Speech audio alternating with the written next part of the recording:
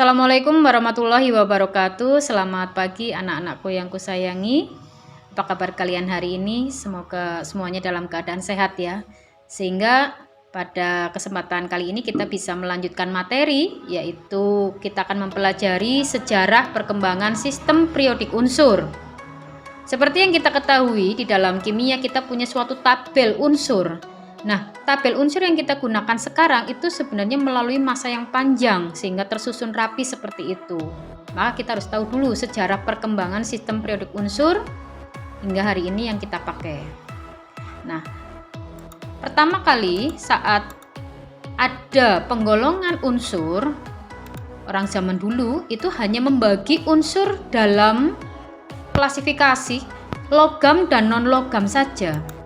Nah, di sini para ahli kimia Arab dan Persia pertama kali mengelompokkan unsur-unsur itu hanya menjadi dua, yaitu lugam atau logam dan laisa lugam atau non-logam. Pengelompokan ini berdasarkan kemampuannya menghantarkan panas dan listrik. Nah, dulu itu cuma ada non-logam, itu contohnya kayu, logam, contohnya besi. Ini pertama kali itu hanya sekedar logam dan non-logam. Karena terlalu umum, maka berikutnya kita akan mengawali adanya sistem periodik, yaitu oleh triade Dobereiner. Nah, ini sebutannya triade Dobereiner ya. Dobereiner ini mengelompokkan unsur-unsur berdasarkan kemiripan sifat yang ada ke dalam satu golongan. Dengan jumlah satu golongan itu terdiri dari 3 unsur. Di satu golongan itu hanya terdiri dari 3 unsur, maka disebut sebagai triade. Penemunya adalah Dobereiner, maka klasifikasi ini atau pengelompokan ini disebut sebagai triade Dobereiner. Unsur-unsur dalam satu triade itu disusun berdasarkan kenaikan massa atom relatifnya. Berdasarkan aturan tersebut, maka massa atom relatif unsur yang kedua nantinya itu adalah merupakan rata-rata dari massa atom relatif unsur yang pertama dan ketiga. Maksudnya adalah, contohnya seperti ini nih, ada 5 triade. Satu triade itu terdiri dari 3 unsur.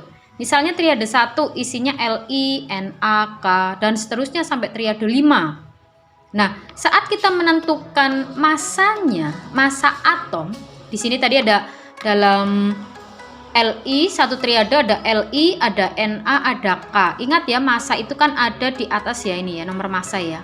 Jadi ketika kita mau mencari massanya Na, itu adalah rata-rata dari 2 atom yang mengapitnya.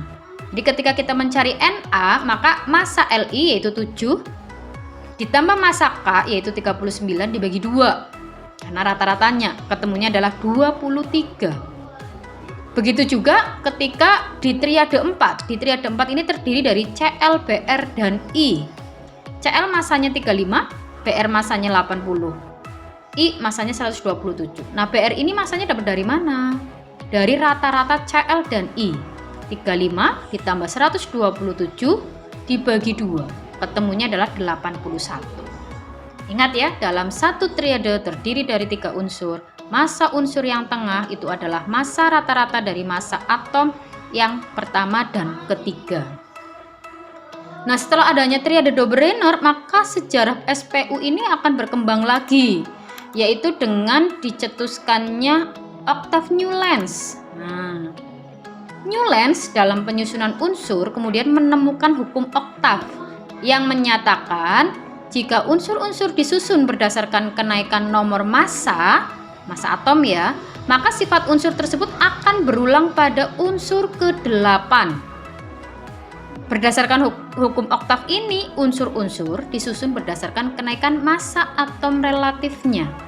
Ternyata unsur-unsur yang berselisih 1 oktav menunjukkan kemiripan sifat dan keteraturan perubahan sifat unsur.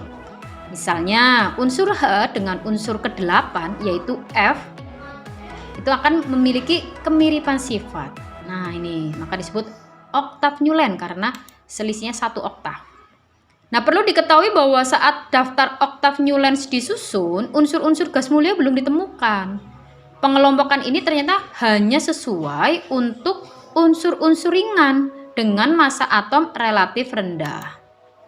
Nah, berikutnya ini gambarannya ya. Jadi nanti ada satu kelompok itu tersusun dari 1, 2, 3. Ini ke kanan ya. 1, 2, 3, 4, 5, 6, 7. Nah, unsur yang ke-8 itu nanti akan mirip dengan unsur yang pertama. Ini maka dikatakan octave Newlands. Kemudian yang berikutnya itu adalah sistem periodik Mendeleev. Nah, hukum Mendeleev lebih menekankan persamaan sifat unsur dibandingkan dengan kenaikan massa atom relatif. Akibat cara pengelompokan ini terdapat tempat-tempat kosong dalam tabel periodik. Tempat-tempat kosong ini diramalkan akan diisi unsur-unsur yang waktu itu belum ditemukan.